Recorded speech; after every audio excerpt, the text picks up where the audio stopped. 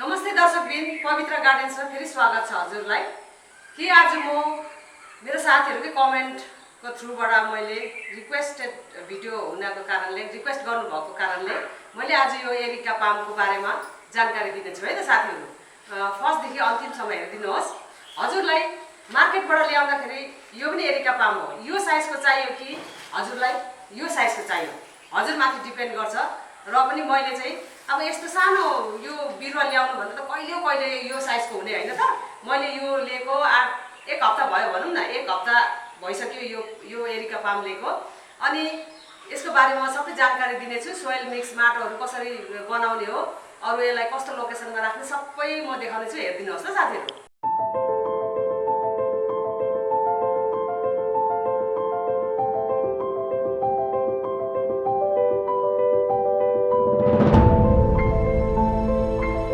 साथीहरु, हजुरलाई सानो प्लान्ट चाहियो भने यो मसित उपलब्ध छ। हजुरले जहाँ पनि हुनुहुन्छ मलाई अर्डर गर्न सक्नुहुन्छ। तर यो साइजको मगाउनु भयो भने चाहिँ यो एक मान्छेको छ है, मेरै हाइटको छ, एकदम ठुलो छ। यो चाहिँ पठाउनुको लागि एकदम गाह्रो पर्छ, महँगो पनि पर्छ है साथीहरुलाई। अब हजुरले यो साइजको ल्याउँदाखेरि चाहिँ हजुरले सानै यस्तो पोटमा दिनुहोस्। अरु बेस्ट चाहिँ एकदम माटोको गमलामा हजुरले चाहिँ रोप्ने कोसिस गर्नुहोस् है साथीहरु।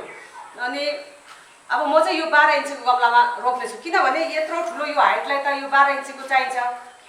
अनि त्यसकारणले मैले 12 इन्चको गमलामा राख्ने छु। अरु एकजना साथीले भन्नुभएको थियो कि मलाई दिदी एरिका पाम कटिङबाट सर्छ भनेर भन्नुभएको थियो। कटिङबाट कहिले पनि सर्दैन है साथी। यस्तै भएर यो एरिका पामले चाहिँ बच्चा निकाल्छ। 1 बाइ 1 हो त्यस छुटाएर हजुरले रोप्न सक्नुहुन्छ। कटिङबाट चाहिँ कहिले पनि हुँदैन। अरु हजुरले मार्केटबाट किन्दाखेरि यसमा 6, 7, 8 पिस हाल्दिएको हुन्छ। अनि यस्तो झ्याप्पै देखिन्छ। अनि एरिका पाम रोप्दाखेरि तपाईले एउटा मात्र पिस कहिले नरोप्नुहोस्, यस्तो एक मुष्टामा रोप्नुहोस्, एकदम राम्रो हुन्छ है त साथीहरु। अरु यसको लोकेसन कुरा गर्दाखेरि हजुरले बाहिर नराख्नुहोस्। बाहिर राख्यो भने चाहिँ यो पात सबै डढेर जान्छ। अनि यो इन्डोर प्लान्ट हो। अरु एकदम अक्सिजन पर्याप्त मात्रामा एकदम अक्सिजन प्युरिफाई, हाम्रो एयर प्युरिफाई गर्छ, अरु अक्सिजन दिने काम गर्छ है त। अरु यो 1 वर्षको 2 वर्षको प्लान्ट हैन है साथीहरु। यो 2 वर्ष कटिसकेको प्लान्ट हुन्छ। अब यो सालको प्लान्ट हेर्नुहोस् न, यो यस्तो भएर रोपेको हुन्छ। अब यो एरिका पाम चाहिँ फेरि फल लाग्छ है। त्यो फलबाट चाहिँ सानो सानो बिरुवा यस्तो हुन्छ नि, यस्तो बल्ब हो, त्यो चाहिँ रोपेर चाहिँ यो यत्रो साइजको बनाएको हो। अनि अब मैले यसो विचार गर्दाखेरि यसलाई हेरिसके, हेर्दाखेरि यस्तो गरेर निस्किने रहेन रहेछ है साथीहरु। किनभने यो 2 वर्ष भन्दा धेरै भइसकेको छ कि। यसरी नै मैले च्याताइसके साथीहरु। हेर्नुहोस्, अरु यो बाहिरबाट आएको प्लान्ट हो। यो पुरा चिम्टे माटोमा आएको हुन्छ। प्लस यसमा राइस हस्क, यो धानको भुस पनि राखेको रहेछ है यसमा। चिम्टे माटोमा चाहिँ यो प्लस गरेर यो धानको भुस पनि हालेको रहेछ है साथीहरु। हेर्नुहोस्, यो अब ठुलो भाडा ठुलो पोट खोज्दैछ, पुरा रुट बाउन्ड भइसकेको छ। यसरी नै हजुरले यसरी नै अब मार्केटबाट किनेर ल्याइसकेपछि यस्तो गरेर पुरा यो हल्लाइदिनुहोस् है। यसरी नै यस्तो खकुलो बनाइदिनु एकदम जरुरी छ यसलाई। यसरी नै अनि यसरी नै सबै खोकलो पार्दिनुहोस्। अरु यो एक्स्ट्रा यो बाहिर निस्केको छ नि, यो आफै अटोमेटिकली यस्तो हामीले कोतार्दाखेरि यो आफै निस्किन्छ। निस्केको पनि यस्तो गरेर यो कैचीले काटिदिनुहोस् है त। यसरी यो काम छैन। यो ठुलठुलो यो धेरै ओभर भइसकेको छ के। यो अब यो चाहिँ काम छैन, यो आफै निस्किसकेको छ यसरी नै। अनि यसरी नै मैले रेडी गरिसके। अरु एउटा कुरा भन्छु साथीलाई। अब अहिले हेर्नुहोस् त, यतिको भिडियो बनाउँदा भए चाहिँ यो कोही बात छैन, म काटिदिन्छु। अनि कतिको मैले देखेको छु कि साथीहरु कि यसरी जस्तो कि यो ड्राई भएको छ, यो लिफ ड्राई भएको छ। अनि धेरै जसोले यस्तो गरेर चाहिँ यो ड्राई भएकोलाई चाहिँ यस्तो काटेर सेप मिलाइदिनुहुन्छ। अनि यस्तो काम चाहिँ यस्तो गरेर सेप मिलाइदिने काम चाहिँ नगर्नुहोस्। यो प्लान्टलाई एकदम असर पर्छ है साथीहरु। कहिले पनि त्यस्तो काम नगर्नुहोस्। यसलाई चाहिँ अब यस्तै गरेर अब यो जस्तो कि यो सुकेको छ, यस्तै गरेर ट्याक्कै हटाइदिनुहोस् यसरी नै। हेर्नुहोस् न, अलरेडी यो काटेको पनि छ नि हैन, काटेको पनि छ नि। टुप्पा यो सुकेको छ। झन् साह्रो यो हामीले सुकेको पात चाहिँ यो ड्राई भयो भनेर हामीले काट्छौँ नि, झन् साह्रो यो ड्राई हुँदै आउँछ के। अन्तिममा यो डेडै हुन्छ यो। अनि त्यो भन्दाखेरि चाहिँ बरु अगाडि नै यो यस्तो गरेर निकालेको राम्रो। निकाल्यो भने हाम्रो यो प्लान्टको लुक्स पनि एकदम दामी देख्छ। अनि हामीलाई हरेक साल अब जाडो महिनामा चाहिँ डोर्मेन्सीमा जान्छ। अनि गर्मी लागेपछि यसरी बच्चा भएर जान्छ। अनि हजुरले यसलाई डिभाइड गरेर अलग रोप्नु पनि सक्नुहुन्छ। तर अलग रोप्यो भन्दा पनि एउटा मात्रै नरोप्नुहोस्, त्यसमा 4-5 वटा चाहिँ हालेर रोप्नुहोस् है त। अब मैले सोइल मिक्स गरेर देखाउने छु साथीहरु। हजुरसित पहिलाको सिजनल फुलको गमला यसरी खाली छ भने त्यो सिजनल फुलले चाहिँ त्यति हाम्रो मल खाइदिएको हुँदैन त्यो पर्मानेन्ट प्लान्टले जस्तो। हेर्नुहोस् त मैले भन्छु नि हजुरलाई सिजनल फुल होस् जुनै फुल लाउँदाखेरि पनि यस्तो गरेर यो अगडम बगडम के हुन्छ हालिदिनुहोस् भन्छु नि मैले। यो पनि राम्रोसितले वेस्ट डिकम्पोज भइसकेको हुँदैन कि तर काराकुरुक चाहिँ जान्छ अनि यस्तो यस्तो भइसकेको हुन्छ अनि जरामा लाउनुहोस् भन्छु नि मैले। यो यस्तो यस्तो गरेर काराकुरुक पार्यो भने चाहिँ अब मल धेरै मात्रामा हाम्रो यसमा अलरेडी भइसकेको हुन्छ कि यसरी नै। अनि प्लास्टिक बाहेक सबै काम लाग्छ भनेर भन्छु नि मैले। यसरी नै यो फेरि यो मैले हाल्ने रोप्ने गमलामा मैले यसरी नै हालिदिन्छु है त।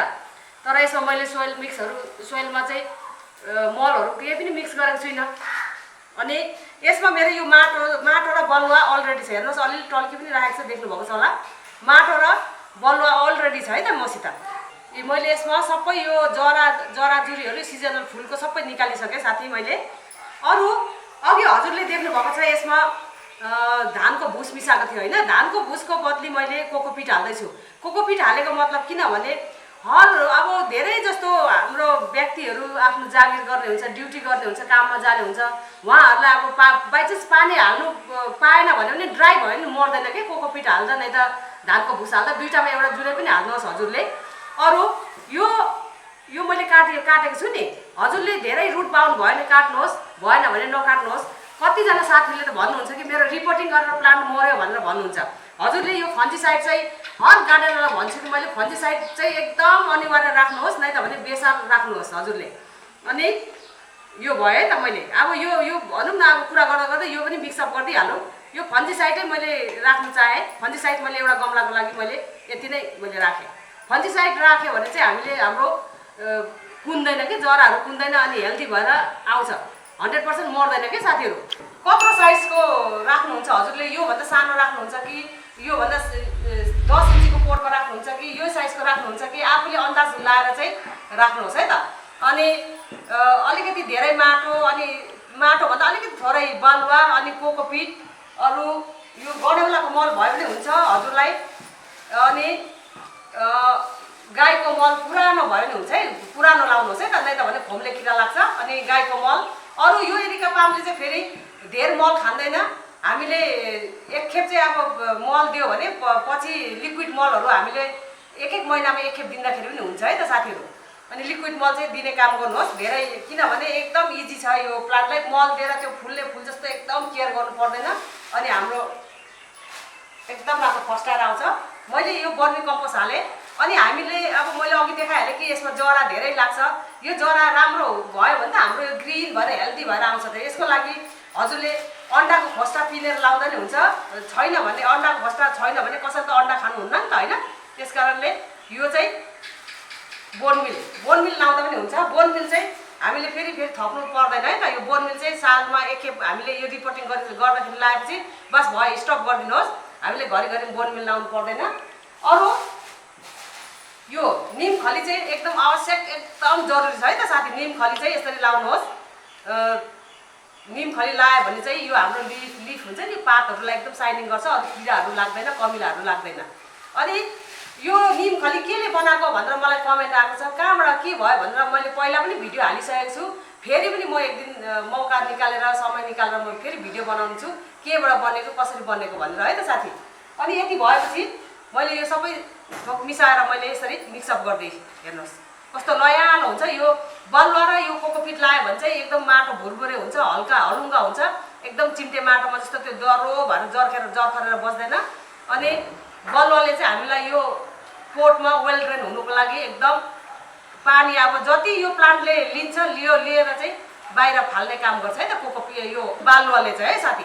अरू मसित पामको भेराइटी पनि धेरै छ है साथीहरू।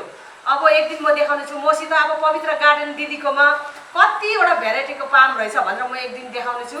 यसरी नै यो हालिदिनुहोस्। अनि यो साइजको भाँडाले चाहिँ मैले यो 12 इन्चीको गमला हालेको छु है त। अनि यो वेल ड्रेन हुनु चाहिँ एकदम चेक गर्नुहोस् नि हजुरले। यो तल पानी चुने भएन भने चाहिँ हाम्रो 100% हाम्रो मरेर जान्छ यो प्लान्ट। अनि यसै आफूले अन्दाज गरेर यतिकै कतिको हुन्छ भनेर चाहिँ यसरी लगाइदिनुहोस्। माटो भए पनि पानी चाहिँ धेर चाहिँ कहिले पनि नहाल्नु। हाम्रो इन्डोर प्लान्टलाई चाहिँ बरु ड्राई भएर बस्यो भने चाहिँ मर्दैन कि, तर पानी चाहिँ धेर भयो भने चाहिँ 100% मर्छ। यति याद गर्नु है साथीहरू। अहिले यो प्लान्टलाई हेर्नुहोस् एकदम ड्राई भएको छ। यस्तो यो थैलोमा लिएर राखेको मैले अलिकति आउने दिनमा मात्रै पानी हालेँ मैले म पनि बिजी भएर हाल्नु पाइनँ। साथै मलाई यो घारीमा देख्नु भएको छ कि छैन एरिका पामको घारीमा है त। अनि अब हेर्नुहोस् एरिका पाम लाउने हामीले यो बरन्डामा लाउने तरिका पनि म भन्ने छु। अनि हजुरले रिपोर्टिङ गरिसकेपछि यसरी पानी चाहिँ हाल्नु नबिर्सिनुहोस्। अरू हामीलाई धेरै मात्रामा हामीले इन्डोर यो यसरी रोप्यौँ भने चाहिँ हामीलाई धेरै मात्रामा एकदम शीतलपन हुन्छ, एकदम शीतल हुनु जान्छ क्या साथीहरू। अनि हराभरा हर कसैले आफ्नो ठाउँ छ भने यसरी नै रोप्नुहोस् भन्न चाहन्छु है त साथीहरू। मैले हेर्नुहोस् त मेरो हाइट मभन्दा अल्गो यो कहाँबाट यो बाहिर इन्डियाबाट आएको प्लान्ट हो कि, त्यही भएर कति त यो च्यात्ला र भुत्ला भएर आएको छ। मैले हजुरसित कुरा गर्दा गर्दै मैले एउटा मात्रै पोटको मैले देखाएँ, तर मैले 2टा पोट चाहिँ आज रिपोर्ट गरिसकेँ है त साथीहरू। अझै पनि अरू रेक्सोना पामहरू पनि मैले लिएको छु, त्यसको पनि रिपोर्टिङ गर्नु बाँकी छ। अनि अब हेर्नुहोस् न यो पात यसरी कति त यो डढेर आएको हुन्छ, कस्तो अब टाढोबाट आएको हो नि त। अनि यस्तो च्यात्ला र भुत्ला भएर आएको हुन्छ। मैले यो सबै चाहिँ अहिले निकाल्नु चाहिनँ, मैले अलिअलि मात्रै अहिले निकालेँ, बिचरा भरे नाङ्गै हुन्छ नि त यो। अनि समयअनुसार अब समयलाई हेर्दै अब मैले यो पातहरू चाहिँ सुकेको पात निकाल्नेछु। अनि मेरो एक मान्छे जस्तो छ, हजुरले डाइरेक्ट यत्रो हाइटको पनि लिएर किनेर राख्नु सक्नुहुन्छ है त साथीहरू। मैले चाहिँ सोचेँ कि अब मेरो छोराको यो उसमा यो फ्लाइटमा त ठुलो एरिया छ नि त, अनि मैले ठुल्ठुलै झ्यामी राख्नु मन लागेको एकदम मेरो सोख थियो कि, त्यस कारणले यही मैले लिएर आएँ। अनि मेरो भिडियो कस्तो लाग्यो साथीहरूले पक्कै पनि बुझ्नुभयो होला नि त होइन। अनि अहिले अँध्यारो पनि भयो, अवश्य पनि बुझ्नुभयो होला साथीहरूले। बुझ्नुभयो भएन मलाई कमेन्ट लेख्नुहोस्। फेरि मैले भिडियो गर्दा गर्दै क्यामेराको ब्याट्रीले पनि मलाई धोका दियो कि, अनि अहिले चार्ज गर्दा ढिलो पनि भयो, बेलुका पनि भइसक्यो। अनि नयाँ मेरो साथी जुड्नु भएको छ, अवश्य पनि जुडिवरी सब्सक्राइब गरिदिनुहोस् है त। मेरो बेल बटनलाई ट्याक्कै प्रेस गरिदिनुहोस्, मन पऱ्यो भने लाइक गरिदिनुहोस्, कमेन्ट लेख्नु नबिर्सिनुहोस्। राम्रो लाग्यो कि नराम्रो लाग्यो, कस्तो लाग्यो, मेरो अनुसारले मैले जानेको तरिकाले मैले हजुरलाई सिकाएँ। हजुरले कस्तो गर्नु हुँदैछ मलाई पनि कमेन्ट लेखी पठाउनुहोस्। अरू त्यही त। अनि साथीहरूको पनि एरिका पाम कस्तो हुँदैछ सबैलाई थाहा होस्, सेयर गरिदिनुहोस् ल साथी। अनि अर्को भिडियोमा तपाईँको दिदी भेट हुनेछ है त। अहिलेको लागि बाई बाई, टाटा। एकमुष्ट सबैलाई हेरिदिनु भएकोमा थ्याङ्क यू सो मच, समय लिएर हेरिदिनु भएकोमा बाई बाई।